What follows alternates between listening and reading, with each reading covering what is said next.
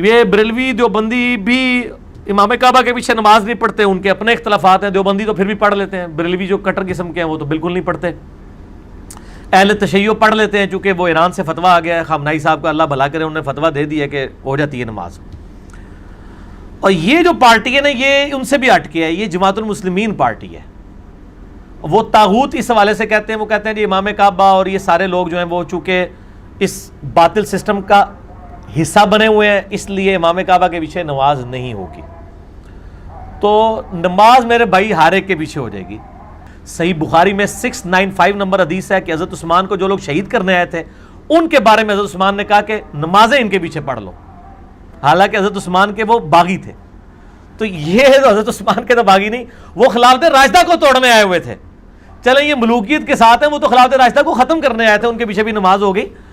بہرحال اس میں یہ لمحہ فکریہ اس اعتبار سے ہے کہ حکمرانوں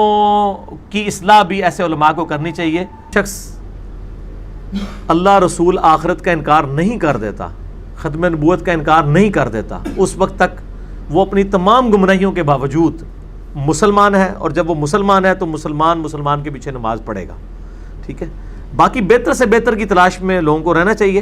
لیکن یہ جو طاغوت وہ کہتے ہیں نہیں وہ طاغوت ہیں، طاغوت کا تو میرے بھائی میں نے بتایا کہ یہ طاغوت کا سلسلہ کوئی آج کا نہیں شروع ہوا۔ اگر آپ نے پک اینڈ چوز چند ایک چیزوں کو طاغوت کی شکل دینا ہے کہ بھی حکومتی لیول کے اندر غیر شرعی افعال، تو وہ میں نے پہلے بھی کئی دفعہ بتایا کہ خلفائے راشدین کے بعد سے لے کے ابھی تک اس طرح کا سسٹم دوبارہ بحال نہیں ہو سکا، چاہے بنو امیہ کی حکومت ہو یا بنو عباس کی، تمام میں اس طرح کی چیزیں موجود تھیں، یعنی خلاف سنت چیزیں موجود تھیں، لیکن اس کے باوجود ہم نے ان کو ایکسیپٹ کیا ہوا ہے اس حوالے سے کہ ہم کہتے ہیں وہ کمزوریاں اپنی جگہ لیکن مسلمان حکمران تھے۔ ایون سلطنت عثمانیہ میں کس طرح کی کمزوریاں موجود تھیں اس کے باوجود ہم مسلمان حکمران ان کو سمجھتے ہیں، حکومت اسلامی نہیں ہے۔ بہرحال